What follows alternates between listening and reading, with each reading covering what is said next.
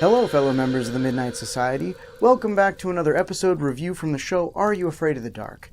Last time, we covered The Tale of the Mystical Mirror, a Betty Ann story about a girl who finds out that the owner of a boutique is stealing beauty from her employees. Tonight's narrative, from Tucker, is about two stepbrothers who bring a ghost home with them after visiting an old closed prison. Submitted for the approval of the Midnight Society, I call this Season 5, Episode 5, The Tale of Prisoners Past. My prosthetic eye was giving me issues today, so I'm wearing the eye patch instead, and not because of any other reason connected to the episode. I just winked, but I realized that it's covered up, so awkward.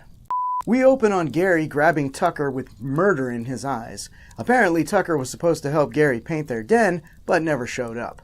Before Gary can kill his brother, we cut to the campfire where Stig is wringing out his socks. I hate it when I step in water. Who says I stepped in water? Ew! Just when I think this kid can't get any more obnoxious. Wanna wipe up? Thanks. Who f***ing does that? Gary, I know you only kill the undesirables between seasons. Tag me in, okay? I'll kill him right now. And it's not even just for posterity. I want to kill him. Yes, absolutely. I can't wait. Tucker says his story is about two brothers who don't get along because they're so different from each other. He says that it's also about trust, that sometimes you need someone to rely on, and it may be the person you least expect. Stig? Because look, I don't care if I was being drugged naked across a field of broken glass. I would rather die slowly and in insufferable agony rather than have Stig come to my aid with his drenched socks. I'm sorry! The tale begins on a woman with the most cartoonishly large set of keys walking down a prison cell block. An alarm starts to sound and she jumps on the phone telling someone that the prisoners are free due to the power going out. Who designs locks on prison cells to open when the power goes out? I mean, that would imply that power is required to hold the doors closed at all times. And who is paying for that electrical bill? The taxpayers, that's who. Ew. I hate when I sound my own age. Is tonight non-fiction night? It turns out the prison break is part of a tour of the closed prison, complete with mannequins in striped prisoner outfits. The reenactment was of the start of the Great Prison Revolt that happened on October 19th, 1922. No, time out. Look, I looked into this, and it seems that Alcatraz was the first prison to use a cell locking device in 1934, made by Stewart Iron Works, and from what I read, it didn't actually require power, as it used levers and gears to open or close the cells, which, that tracks. Stewart Iron Works had to pivot to producing trucks in World War I in 1912, which kept them busy until the end of the war in 1918. Also, the first prison in America to have electric lights, just lights, was Folsom Prison in 1893, so fully powered cell doors by 1922? That's more unbelievable than a prison ghost. Anyway, that's the end of today's lecture. For next time, I expect you all to prepare a 10-page essay on the many uses of the prison wallet. Then we'll take you to the Devil's Den where the murderers were housed. Who organized this field trip? I want them fired. At the prison gift shop, a weird statement, we meet our two main characters, Denny and Buzz. Sorry, Scott and Jason. I apologize about the mix-up. I'm sure it won't happen again because these characters are in no way similar. I'm sick of taking your flack. So why don't you do something about it then, wuss boy? Great, lame wad. Now we're lost and we can't read the map. You are such a loser. I'm not a loser! We learn that these two are stepbrothers. One is a nerd, the other is a jock, and they do not get along. Excuse me. He'll take that one, I'll take this one, thank you. $10. I'm with Scott, on this one. That clerk was ready to slam his head in an automated jail cell to get away from Jason's indecisiveness. Jason starts badgering Scott about getting his $5 back until he gets the following response. You're welcome to come and get it, if you like. Look, I know he's bigger than Jason, but I have never seen a less intimidating bully. Well, that's not entirely true. Hey! Look how he is standing. With that posture, his legs are definitely open. Kick him in the nards, and that $10 is as good as yours. Jason instead opts for the beginner pickpocket approach. This way, everyone. Hey, weasel.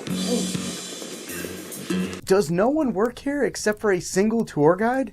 I mean, I'm sure the shirt guy saw those kids run off where they weren't supposed to, but for minimum wage, I'm sure he just doesn't care. Burn it all. Scott heads down some unmarked corridors trying to find Jason until this happens. Gotcha. No. That webbing filled the entire doorway. You did not ninja past it for some elaborate gag. And if that webbing didn't exist before you entered the room, y'all need to get the hell out of there because there are some mutant f***ing spiders in that prison block. No thanks. I'm out of here. Scott heads off in a different direction than which he came, and Jason just follows him. They end up in front of some more cells where Jason sees an inmate. Scott says it's just a dummy. Been called a lot of names, but dummy ain't one of them. Most call me One-Eyed Jack. Most, maybe, but Scott called you dummy, and I'm going to trust his judgment here. Wait! Jason asks if One-Eyed Jack is an actor. Jack claims that he robbed a bank and served his time. Scott is not impressed. The mysterious prisoner asks for the boys to open his cell. Jason is hesitant, but Scott, still thinking that they're dealing with an actor, opens the cell, out of irritation more than curiosity. One-Eyed Jack reacts to his release with what I can only call acting. The room goes dark for a moment, and One-Eyed Jack disappears. Scott is now impressed, still thinking this is part of the show.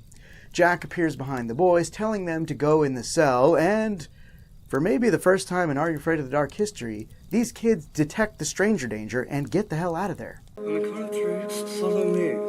1, 2, 3. The boys don't get very far before Scott also decides to display his acting, though I'm not sure if he's supposed to be tired, afraid, or in mid-orgasm. The boys run until they encounter the man I thought was a tour guide earlier, but he must be a teacher because he mentions the bus leaving, and it's clear that he hates children. The bus is leaving now, with or without you. Later that night, we see that the boys have arranged their rooms similarly to the brothers in the Tale of the Crimson Clown. Jason is pacing around pondering what they should do about what they saw at the prison, demonstrating his sole character trait, nerdy indecisiveness. Maybe we should call the police. Or maybe the prison officials or the newspapers. Yeah.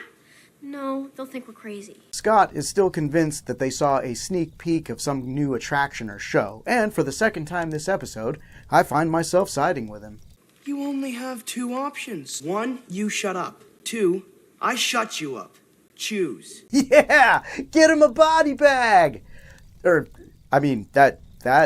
is not cool, Scott. You should be ashamed of yourself. After talking sense into Jason, Scott then threatens him with more physical violence and takes his $10 back. Later that night, the camera approaches the outside of the boys' house, and I can't tell if the ghost is drunk or if the cameraman just tripped and they kept the take. Jason is woken by the noise. He goes to investigate, finding nothing, but on returning to his room, he gets a jump scare. Ah!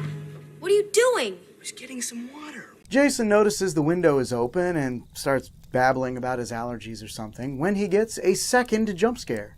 Come back! You must come back! I know those kids were scared because they had a pervert at their window, but bro, where did you learn your prison yard etiquette? You don't get respect by pleading and whining. You gotta demand that shit and shank one of them with a shiv to set an example for the other one. So I've heard. You wish. The ghost retreats just as the boys' parents enter the room to find out what they're screaming about. The boys cry ghost, and of course their parents don't believe them. Guys, that prison freaked me out when I was a kid too. Wait, when was that prison closed? Most of the older prisons that closed in America didn't do so until the 90s and 2000s. This episode aired in 1995, and let's just estimate about 20 years from when the mom was a kid. That means that this prison closed before 1975 and was closed a long enough period of time to become a tourist attraction. Now, I'm not saying it's impossible. Alcatraz, which I feel this prison is loosely based on, closed in 1963 and opened to tourists in 1973, but it all feels a little far-fetched. Although, to be fair, that's an adult viewing problem. No kid is neurotically analyzing the prison details for accuracy while watching an episode of Are You Afraid of the Dark? But if there is one out there, behold your future. And I'm sorry. I saw it. You jumped. The parents don't believe the boys saw a ghost and go back to bed. Jason wonders why the ghost came to their house. Scott doesn't care. He just says he's not going down without a fight. Now, if that thing comes back, are you with me, or are you gonna wuss out? Yeah, because there's nothing ghosts fear more than foam bats. Jason says that he's no wuss, so Scott gives him a bat and assigns him first watch. We then transition to a library the next day, where the boys are researching the prison. Apparently, One-Eyed Jack, who was imprisoned for bank robbery, escaped the prison on June 1st, 1942. And, fortunately for this exposition dump, the next slide was from a similar article in a newspaper 3 years later detailing the closing of the prison. As the state's maximum security prison shuts its doors forever, its perfect record has only one blemish. I'm calling shenanigans. Those things were archived in order by the date the papers were released, not by topic. They would need to know the specific month and year they were researching, and even then, you'd be pouring through the entirety of a few newspapers from around that time of the incident that you're looking into. I mean, if it were that easy, professional researchers wouldn't be a thing. Heck, I had the power of the internet at my disposal, and it took forever to find vague information about when the prison started using electricity. Sorry, going off on another rant. Anyway, the article also states that the daughter of One-Eyed Jack demanded to see the prison records about her missing father. It says here that she lives on Linden Place. First off, no it doesn't. The newspaper article about the closing of the prison doesn't mention the address of the daughter of an escaped inmate. Second, if it did mention her address, this is a newspaper article from 1945. People move. Street names change. Landscapes change. Hell, there might be a shopping mall where her house used to be. I mean, even going from when this episode aired to today, that mall might now be an abandoned mall. Too soon? It was too soon. Too soon. Uncool, bruh. The boys forget that they're in a public library and get freaked out when they hear a slight noise from somewhere behind them, assuming it's the ghost. They turn around to see... Do children like some tea? Sorry, wrong clip, but the same gag. If you two don't keep it down, I'm going to throw your butts out of here. Okay, there's a lot to unpack here. No part of me believes that Aunt Dottie from The Tale of the Lonely Ghost dressed herself in that outfit and left the house.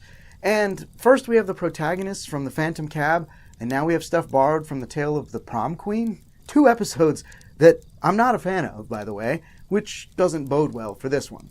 You know, in case you couldn't already tell from all the whining I've been doing. I mentioned in my review of Mystical Mirror that it felt like it borrowed heavily from Captured Souls, and now this immediately following? I seriously don't know how the writers were running out of ideas on a show where they could literally write anything they wanted because they were random stories being told around a campfire. Cool. Wow. How sweet. The boys head to the house of One-Eyed Jack's daughter, which, according to the establishing shot, Linden Place isn't just a street name, it's a destination. Seriously, why would that sign be right in front of her house? I mean, I know why. It's because the writers think that the audience is stupid. And they're not stupid. They're kids.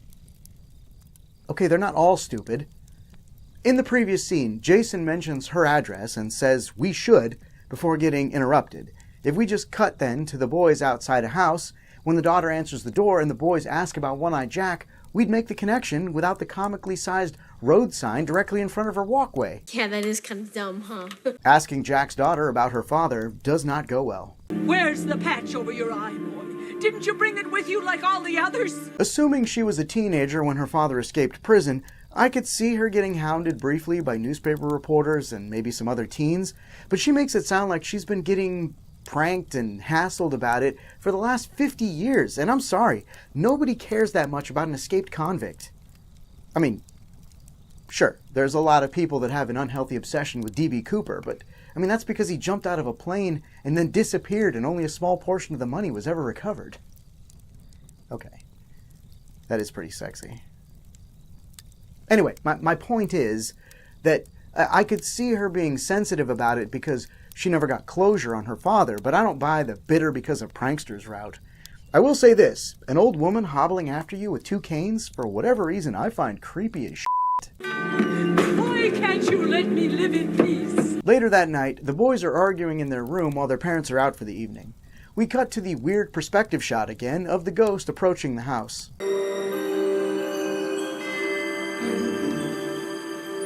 I know he has one eye, but that doesn't mean he can't walk and look straight at the same time. And if you're not fully on board with me on this, let me just show you what that ghost is doing with that perspective.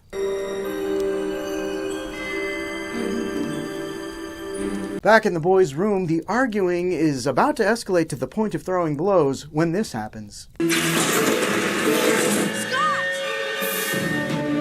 Scott! I want to give them props for the effect, but why did he get pulled out of his shoes? I mean, if that were the case, shouldn't his clothing have been left behind as well? Or maybe his Nikes just have some sort of anti-theft technology. Here at Nike, we know how valuable and coveted our shoes are, to the point that some individuals will stoop to stealing them. While we don't have a solution for human theft just yet, our new line will prevent ghosts from getting their 5-finger discount. They may take you, but they won't get your shoes. That's our promise. You know our slogan. Just do it! But if you're a ghost, just don't. Knowing where the ghost took his stepbrother, Jason grabs a flashlight and heads to the prison.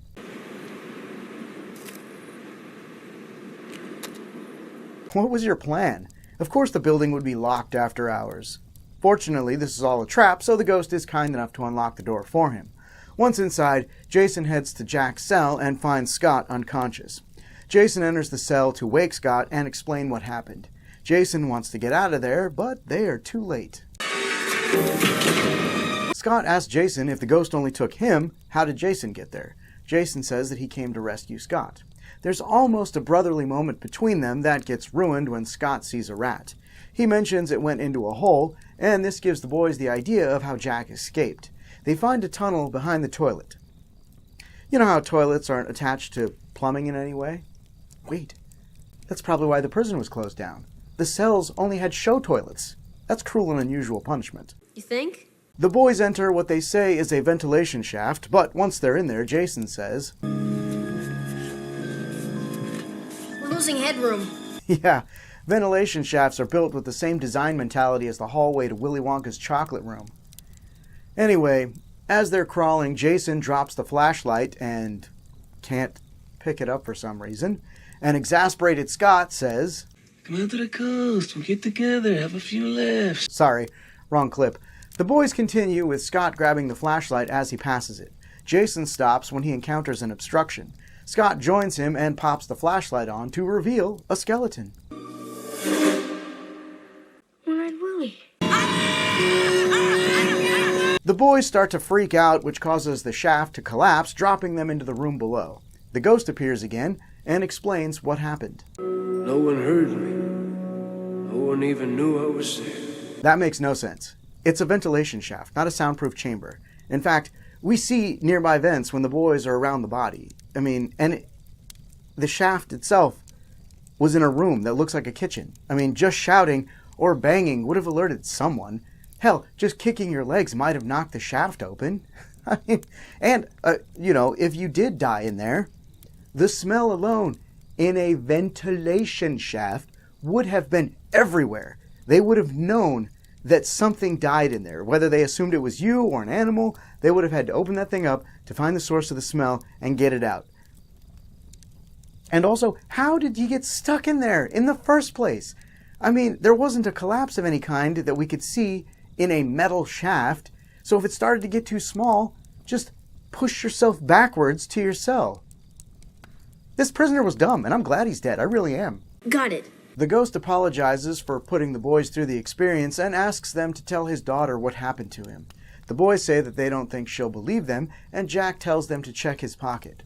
They find a photo of Jack and his daughter together when she was a young girl. The boys take the photo to Jack's daughter, and Tucker gives some voiceover saying that after all these years, she finally had some closure. The episode ends with, What do you want to do now? Well, we could go to the arcade and then get some lunch. Or we could get lunch first and then go to the arcade. Well, sorry, no. Arcade, then lunch. Here's the $5 I owe you. But don't push it, all right? Well, at least one of them had some character growth. Back at the Midnight Society, Sam tells Gary that she can't wait for Saturday, to which Gary replies, What is going on Saturday? What kind of a stupid question is that, Gary? That's when Are You Afraid of the Dark airs on Snick. Anyway, Tucker pulls Gary aside to tell him why he skipped out on painting and reveals that he's not as big a douchebag as I thought he was. Happy birthday. Long Lollapalooza tickets? These are impossible to get. And I told Sam you wanted to take her. I knew you'd be too chicken. Gary is floored by the gesture, and the episode ends with him saying, Sometimes I want to wring your neck, but other times I wonder what I'd do without you. Yeah, every serial killer needs a reliable assistant. We gotta talk. Now for the review. I'm not shocking anyone by saying that I am not a fan of this one. While I like the concept and the acting was okay, I have issues with the presentation and the reused elements from other episodes. That's how it all began. The settings were sort of great. The boys' room and the library were nothing special. In fact, I'm pretty sure that was the same library from The Tale of the Prom Queen. But we had a prison set and spent less than half the episode there. And part of the time that I'm allotting to that was spent in a dusty kitchen and a ventilation shaft. Now, I'm sure they had limited time to film wherever they were filming the prison stuff, but I don't know, it just felt like a wasted opportunity. Wow, that's cute. The story. It starts off fine. We're in a prison, the boys wander off the path, and find a strange prisoner who tries to get them into his cell. And then, it takes a hard turn into Boringville, which is east of Flavortown, and I think we can all agree, it's a bad neighborhood. I would have never had the boys leave the prison. From the moment they escaped the ghost, they'd be trapped in a seemingly never-ending maze of prison cells. The ghost would be relentless in his search for them, with his desperation coming across as malice to them. Over the course of the journey, the boys would fight, blame each other, and eventually come to rely on each other, while finding out more about the prison itself from, prison records or newspapers from some abandoned tour exhibits. We could still find out about Jack's daughter and her struggles without meeting her mid-episode, and eventually the tale would end in the same place.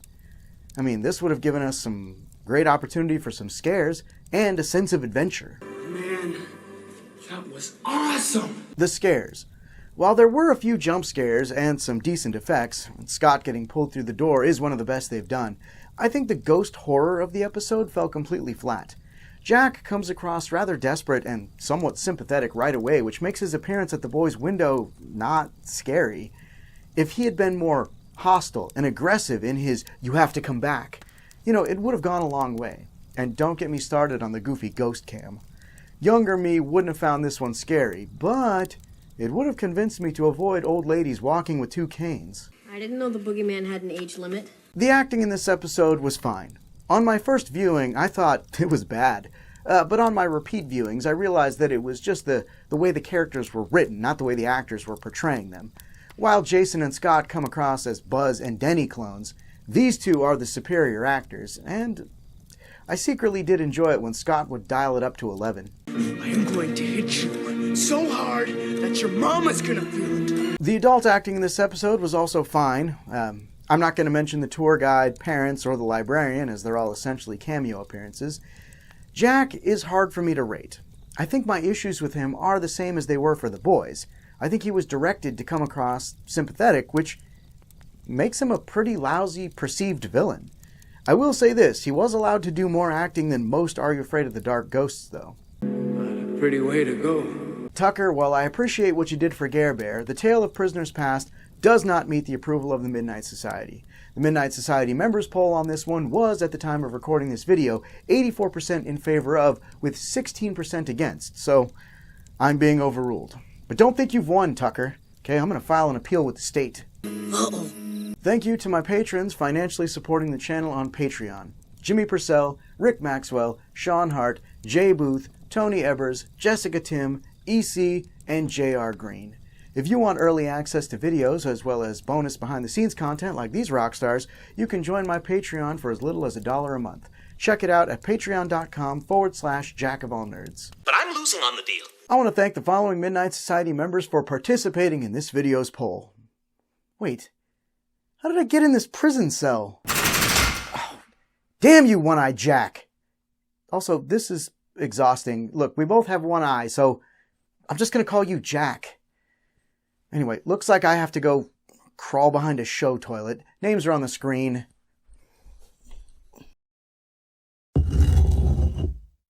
Wait, this isn't a show toilet. This is a real... a used toilet. A used...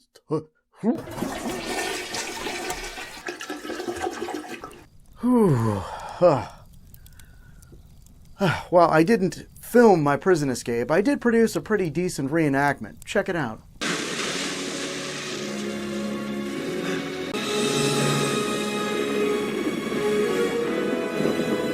What did you think of Tucker's story? Did you see it as a kid? Would you pay money to visit a prison when you could just commit a crime and see one for free? Let me know in the comments below. Be sure to check out the next episode on the tale of C7. Until then, are you afraid of the dark?